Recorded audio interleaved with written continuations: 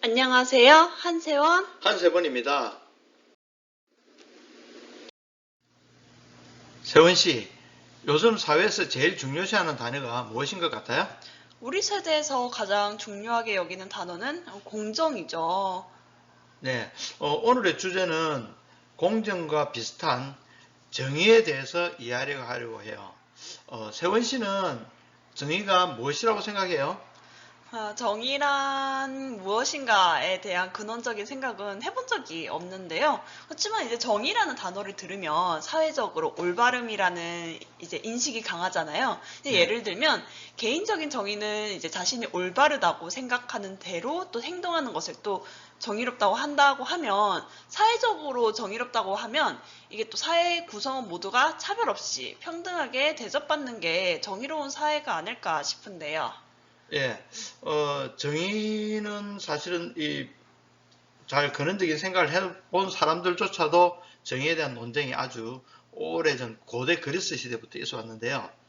이 아리스토텔레스는 이 정의를 이렇게 이야기했는데요. 사람들이 당연히 받아야 할 것을 가지게 하는 것이라고 말했는데요. 뭐 예를 들면 능력에 따라 또 우수성에 따라 차별적으로 적용되어야 한다는 것을 말하는 건데요. 예를 들면 요리칼은 요리사에게 줘야 되죠. 그 강도에게 주면 큰일 납니다. 그렇죠. 트랙터는 농사 짓는 사람에게 주는데 그것을 카레이스한테 줘봐야 아무런 소용이 없죠. 네. 그런 것들을 바로 정의롭다는 입장이에요.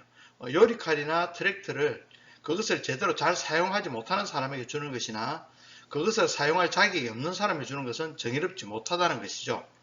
이후에도 여러 사람들이 이 정의에 대해 많은 이야기를 했지만 명쾌하게 정의를 제대로 설명하지는 못했어요.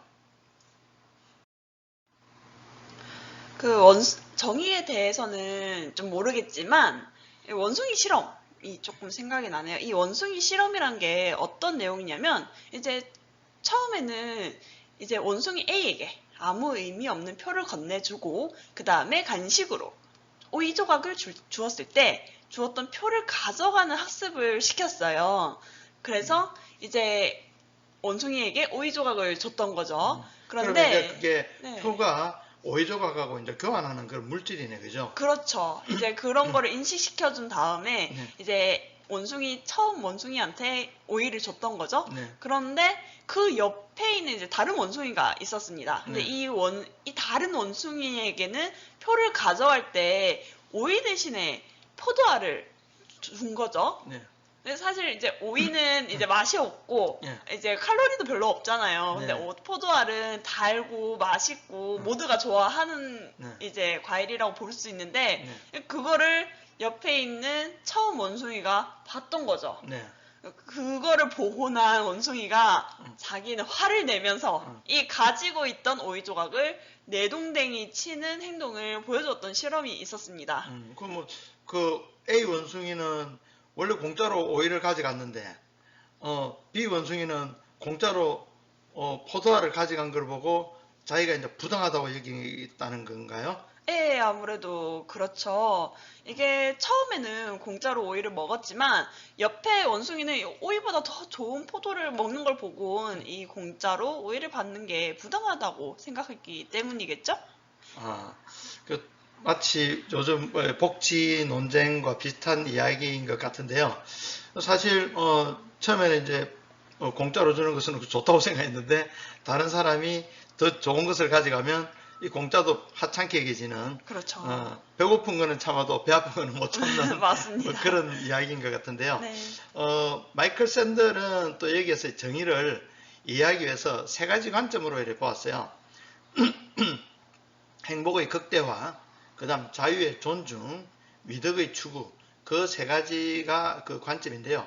행복을 극대화하고 자유를 존중하고 미덕을 기르는 행위의 그 의미, 그리고 그와 관련한 이상이 서로 충돌할 때 이제 이 무엇을 해야 하는가를 놓고 의견이 서로 엇갈리는데, 정치 철학이 이런 상황을 단번에 해결할 수 없다고 마이클 샌들은 주장했어요. 네, 그만큼 정의의 실현은 현실적으로 좀 어렵다라는 것을 반증하는 게 아닐까 하는 생각이 드는데요. 네. 정의에 대한 명확한 이제 합의된 개념도 없는 데다가 이 정의의 실현도 현실적으로 어렵다고 하니까 머리가 정말 복잡해집니다. 그럼 네. 어떻게 이데올로기의 정의의 실현을 이야기하려고 하시는지 좀 궁금하네요. 어, 이데올로기와 정의는 어찌 보면 좀 너무나 밀접한데 우리가 지금 이 정의에 대한 이야기를 하지 않았잖아요. 이 정의가 무엇이든 간에 이 정의가 구현된다고 여기는 공동체는 그 공동체 구성원들이 같은 동의를 얻을 수 있고 또 그 공동체에 대해서 구성원들의 충성을 확보할 수가 있습니다. 결국 공동체의 결속력과 연대감이 강화되는 것은 이 정의가 실현되는 것이 훨씬 더 중요한 효과를 가진다 하는 것인데, 그래서 정의의 구현 가능성, 그 이데올로기가, 그 다음에 그 어떤 이데올로기가 정의가 실현되는 방식, 그리고 그 이데올로기가 과연 정의가 실현되었는가 하는 것을 기준으로 이데올로기를 한번 살펴보려고 하고요. 또 마이클 샌들이 이야기했던 그 세 가지 관점, 행복의 극대화, 자유의 존중, 미덕의 추구 관점에서 정의가 제대로 실현되었는지 이렇게 한번 알아보면 뭐 좀 재밌는 이야기가 되지 않을까 생각했습니다. 그러면 우선 고전적 자유주의자들이 바라는 정의의 실현에 대해서 먼저 이야기해 주실 수 있나요? 예, 우선 제일 먼저 생긴 이데올로기인 고전적 자유주의자들은 모든 인간은 평등하고 또 그래서 생명권, 자유권, 행복 추구권을 각자 부여받았다라고 생각하고 있죠. 그리고 자신이 원하는 대로 노동할 평등한 권리를 갖는다고 주장했어요. 그리고 자유시장 경제 체제 아래에서 재화의 분배에 있어서도 신분이 아닌 능력에 따라 소유하여야 한다는 입장을 가졌는데, 소유할 권리를 가진다는 것은 자기가 거기에 투하한 노동의 대가, 정당한 대가라고 생각하기 때문이죠. 그래서 만일 누군가가 나에게서 자기가 가진 노동의 결실을 빼앗아간다. 뭐 예를 들면 심지어 심하게 말하면 세금이라 할지라도 아니면 다른 복지적인 문제라도 가져가야 된다라고 한다면 그것을 그래서 다른 사람에게 재분배해 준다면 개인의 자유를 침해하는 것이라고 여겼죠. 언제 한번 이제 백신을 안 맞을 자유가 있다라고 예. 했던 그 해외 사료, 그 사회 현상이 좀 생각이 나는데요. 네. 이제 그 말씀을 들어보니까 고전적 자유주의는 행복의 극대화의 자유 존중이라는 측면에서 기준이 좀 새로 세워졌지만 미덕의 추구라는 측면에서는 좀 갈등의 요지가 좀 있어 보여요. 어쨌든 사회적 합의를 통한 이 제도의 성립이라는 측면에서 본다면 그 이전의 이 봉건적 사회보다는 이제 훨씬 정의롭다라고 볼 수 있겠네요. 그렇죠. 다음으로 고전적 보수주의자들이 바라는 정의의 실현에 대해서 이야기해 볼게요. 이 고전적 보수주의자들은 신분사회를 당연하게 여겼기 때문에 쉽게 말하면 귀족, 평민 이런 것들을 위계적인 계급 구조를 인정하고 이에 따라서 세금의 납부 여부나 상원 의견의 자격 유무가 다른 것이 정당하다라고 생각했죠. 그리고 귀족계급이나 좋은 가문에서 태어나면 더 큰 보상을 받는 것 또한 정당하다 이렇게 생각했습니다. 요즘 보면 부모 찬스 받는 게 정당하다고 얘기지는 거가 좀 이상하게 비슷한 느낌이 오는데요. 네. 그러나 그와 동시에 빈곤층의 복리를 위하여서는 부유층이 더 큰 책임을 져야 한다고 생각하는 경향도 있었어요.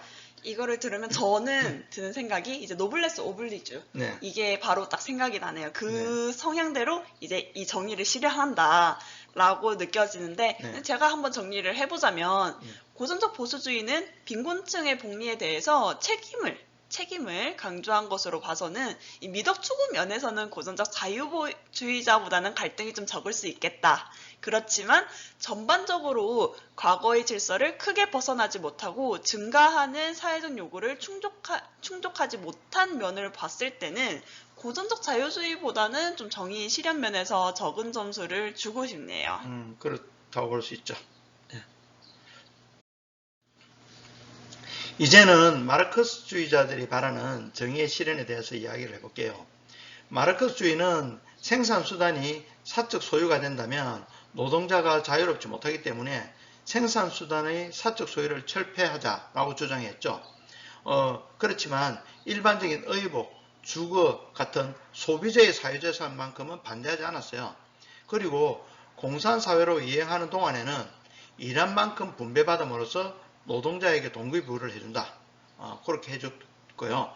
그 다음 공산사회가 이미 됐다면 분배나 소외의 문제가 해결된다고 보았기 때문에 당연히 그냥 뭐 어떤 이유라도 상관없이 정의로운 사회가 될 것이라고 이렇게 주장하였어요. 그러나 진정한 공산사회가 되어서 경제적인 정의는 실현되었다고 할지라도 정치를 비롯한 모든 면에서 정의의 실현을 이룰 수 있을지는 이 마르크스주의는 미지수라고 보는 것이 타당할 것 같아요. 또 이 생산수단을 사적으로 소유하는 걸 금지하는 건 이 생산수단을 창조적으로 개발할 수 있는 개인의 능력과 그리고 그것을 소유할 수 있는 이제 자유권 그리고 그런 능력을 추구함으로써 행복을 가질 수 있는 행복 추구권 등을 포기하게 하는 결과를 가져올 수 있을 것 같은데요. 그러니까 마치 빨리 달리는 사람에게는 너 빨리 달리지 마. 대신 느리게 남들과 똑같이 달려라고 이제 말을 하는 것과 같고 또 이런 것 때문에 미덕 추구라는 측면에서는 갈등이 적을 수 있겠죠. 왜냐하면 이제 남들과 비슷하게 나를 바꿀 수 있지만 바꿀 수 있기 때문에 그렇지만 내 능력을 최대한 발휘하고 그리고 거기에 대해서 내가 얻는 성취감 그러니까 행복의 극대화나 자유 존중의 측면에서는 굉장히 부족한 것 같습니다. 네.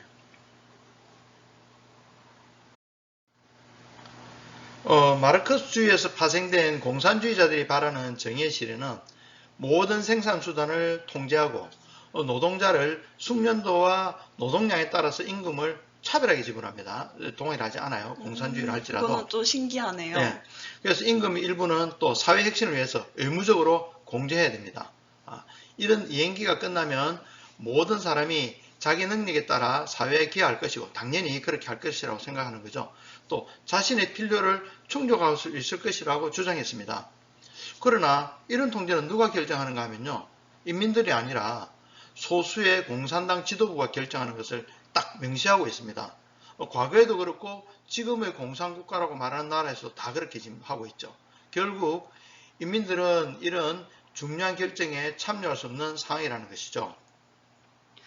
그 말씀을 들으니까 이제 제가 드는 생각은 이제 원래는 마르크스주의에서 이제 우리들이 이제 좋다고 생각하는 게 분명 이제 개인의 행복이나 자율성 추구라든지 이런 것들은 힘들지만 미덕 추구라는 측면은 굉장히 이렇게 으뜸으로 삼았잖아요. 네. 그게 가장 장점인데 네. 공산주의자로 넘어가면서 그 이점이 더 많이 사라진 것 같아요. 그렇죠. 네. 네, 그래서 특히 이제 가장 핵심적인 부분이 이 공동체에서 다수의 구성원의 의견이 반영되지 않고 소수, 그러니까 공산당 지도부에 의해서 이게 운영이 되는 거라면 결국은 이게 무산계급이 해방되는 것이 아니라 공산당원이 새로운 지배계급으로 자리를 굳히는 이 새로운 모습의 세습 이제 계급 제도라고 볼 수 있겠죠. 이제 그런 게 탄생한 것이라고 생각이 드는데요.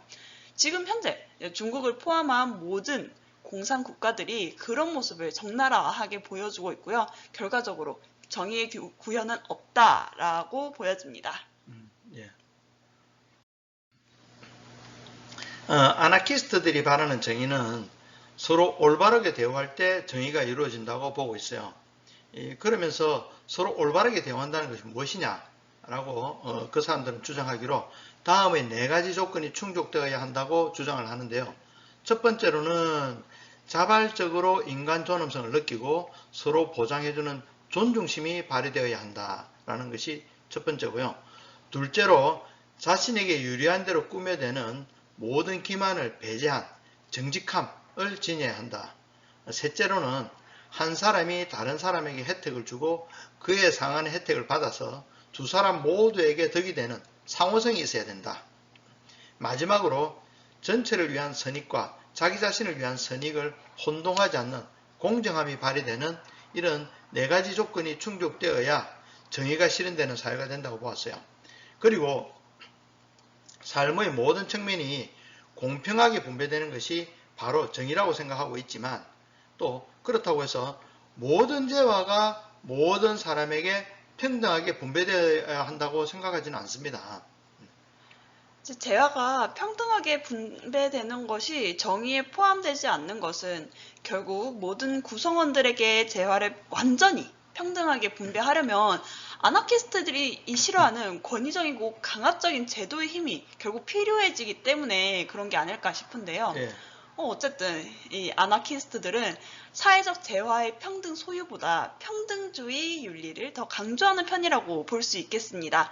이 정의에 관한 네 가지 조건을 생각해보면 행복, 극대화, 그리고 자유 존중, 미덕 추구 이 세 가지 관점 모두를 충족시켜주는 정의의 관점에서 굉장히 이상적인 이데올로기라고 볼 수 있는데요.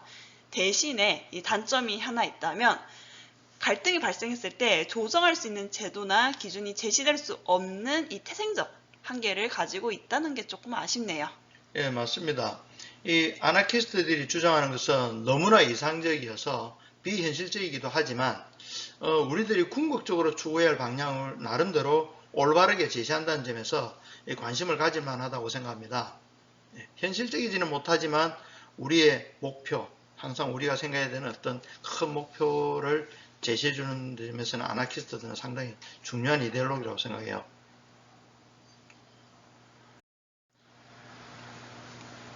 전체주의로 표현되는 파시즘과 나치즘을 추종하는 사람들이 바라는 정의의 관점을 살펴보자면 힘이 바로 정의를 만든다고 여겼어요. 굉장히 좀 익숙하지만 폭력적인 멘트죠. 네. 이 힘은 그 자체로 정당화되기 때문에 자신의 권리를 행사할 힘을 가지지 못하면 권리가 없는 것과 같다고 여겼습니다. 그리고 강자가 살아남고 약자를 도태시켜야 건강한 사회가 된다고 생각했기 때문에 유대인은 물론이고 아리안족 중에서도 많은 장애인들이 무참히 학살당하는 사태가 생겼습니다. 결국 행복의 극대화와 자유존중은 힘을 가진 극소수에게만 주어지고 미덕은 어디에도 찾아볼 수 없는 상태이기 때문에 이 진정한 정의가 실종되어 있는 이데올로기라고도 할 수 있겠는데요. 우리가 보통 이 사회가 피폐하다, 이 사회는 힘으로만 굴러간다, 돈으로만 굴러간다, 이런 그렇죠. 메시지랑 굉장히 좀 비슷한 맥락으로 네. 그리고 조금 더 제도적으로 그 방향으로 극대화를 시켜주는 이데올로기라는 생각이 좀 많이 들어요. 네.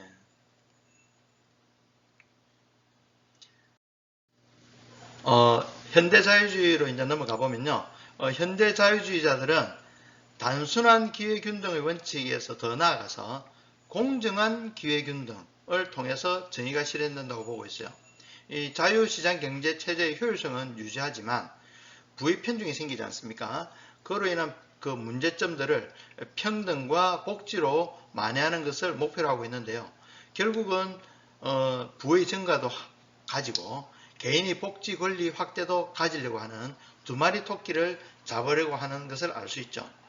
그런 관점에서는 고용주와 대학, 그러니까 사업체나 대학 등이 사회적 약자들에 대해서 더 많은 기회를 주도록 하는 그런 정책들을 추진하려고 하는 것이 바로 그 이유가 될 수 있겠다고 볼 수 있습니다. 근데 말씀을 들어보니까 그런 점에서는 현대자유주의는 행복의 극대화와 자유 존중은 물론이고 미덕 추구적 관점도 고전적 자유주의에 비해서는 좋아졌다고 볼 수 있겠네요. 그리고 이 공정한 기회 균등에 관한 정책의 추진에 있어서는 이거는 공동체의 구성원들 간의 사회적 합의라는 과정이 좀 필요해 보입니다. 네. 그 사회적 합의가 왜 필요한가 하면은 지금 말씀드리는 현대 보수주의자들이 그에 대한 반대를 하고 있기 때문인데요. 예. 어떻게 진행이 예, 될까요? 예. 이제 현대 보수주의자들이 바라는 정의는 고전적 자유주의적 정의가 기본적으로 전제된다고 볼 수 있어요. 즉, 법 앞에서는 평등하고 기회균등을 보장하고 그 결과물로 경제적 불평등이 생기는 것이 부당하다고 보지 않는 입장입니다. 그래서 현대 자유주의자들이 주장하는 국가 주도적인 복지 정책에 비판적입니다. 그래서 네. 국가가 주도적으로 하게 된다면 결국은 관료적이져서 약자들이나 소수자에게 물고기를 가져다 줄 뿐이다. 고기 잡는 법을 가르쳐 주지 못한다. 그렇기 때문에 복지 정책을 사회적 접근이 더 국가적 접근보다 더 사회적 접근이 더 바람직하다고 여기고 있어요.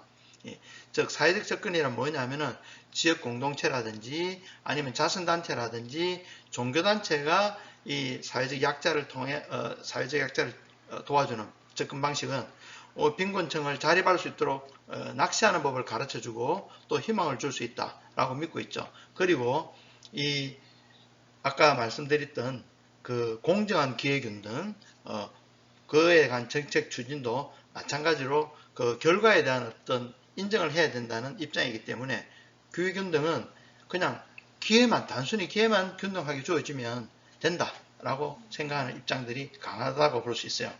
이 말씀을 들어보니까 이제 제가 들었을 때 느낀 거는 보수주의잖아요. 네. 보수주의이기 때문에 그 예전의 보수주의는 굉장히 봉건사회적이었다고 하면 현대 보수주의에서의 그 보수라는 것은 이제 예전에 그 자유주의의 네. 이념을 그대로 따왔고 그리고 그걸 제도적으로 어떻게 복지를 실현하다기보단 그냥 개개인의 자율에 맡기는 듯한 느낌이 좀 강한데요. 맞습니다. 네. 그래서 이 현대 보수주의는 결국 행복의 극대화랑 자유존중 그리고 미덕 추구적 관점에서는 이제 고전적 보수주의보다는 좀 발전을 했지만 결국 이제 그냥 제도적으로 제재하지 않고 개인 그리고 그냥 사회 구성원들에게 맡김으로써 이 기울어진 운동장을 어떻게 바로잡을 수 있는가에 대해선 굉장히 해결책이 미비하다는 게 문제점이라고 보여집니다. 네.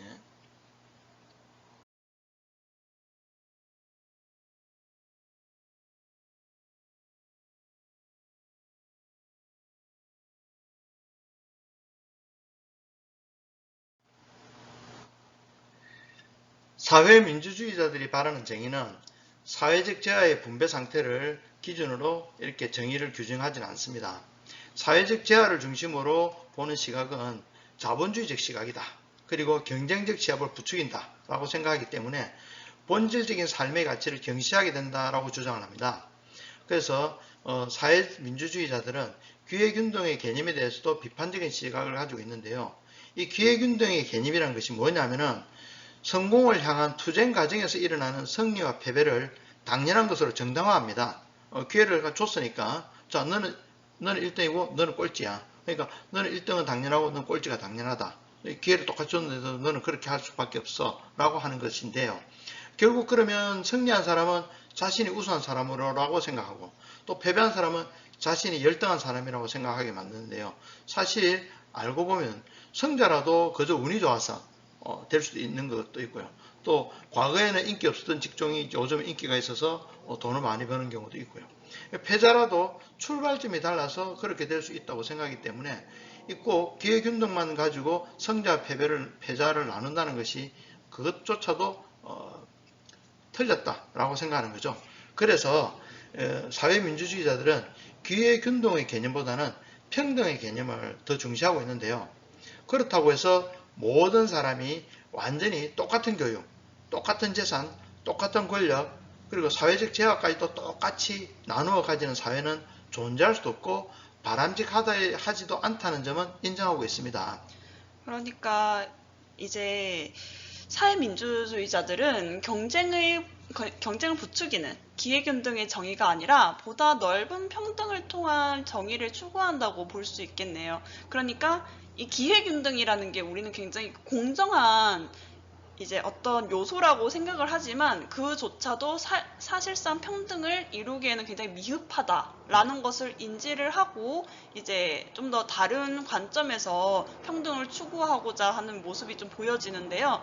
그런 점에서는 행복의 극대화 그리고 미덕 추구적 관점에서는 높은 점수를 줄 수 있을 것 같아요. 그리고 자유존중의 측면에서도 어느 정도 실현이 되었다고 보는 게 불평등을 또 인정을 하잖아요. 네. 그리고 거기에 안에서의 또 어떤 결과물의 차이도 이제 그거조차를 이제 부인하는 건 아니기 때문에 또 이런 부분에서는 또 실현이 되었다고 보입니다. 그래서 이런 관점이 민주적 과정을 통해서 사회적 합의에 도달한 뒤에 추진하는 입장을 계속 견지를 한다면 정의 실현의 가능성을 높일 수 있다라는 생각이 들기도 하네요. 그러니까 그 기회 균등뿐만이 아니라 어떤 다른 더 우리가 평등할 수 있는 이제 효과적인 이론이라든지 어떤 제도라든지 이런 것들을 통해서 또 이게 진짜로 합리적인가 이런 것들을 또 구성원들끼리 논의를 함으로써 더 이제 정의를 실현할 수 있는 사회로 만들어 갈 수 있을 것 같습니다. 네. 저도 그렇게 생각하는데요. 사실 우리가 지금까지는 사회적 정의를 제하적 가치만을 따집니다. 그래서 지금 우리 현대 보수주의자나 현대 자유주의자들도 그걸 기준으로 이제 복지니 뭐 평등이니 정의니라고 이야기를 하는데요. 사실 민주사회주의자들이 제시하는 정의의 관점은 우리에게 보다 넓은 시야를 가지고 사회를 바라보게 합니다. 그리고 앞에서 이야기했던 아나키스트들의 정의의 조건들도 무시할 수 없는 아주 중요한 조건이라고 생각해서 사실 우리 사회가 조금 더 다양하게 모든 면을 열고 가능성을 쳐다보는 게 더 중요하지 않을까라는 생각을 합니다. 그래서 이 이데올로기를 공부하는 것은 내 생각을 되돌아보고 또 다른 사람의 생각을 통해서 더 나은 내 생각을 만들어 나가는 과정이라는 생각이 들어요. 그래서 오늘은 이걸로 이데올로기는 마치겠습니다. 안녕! 안녕!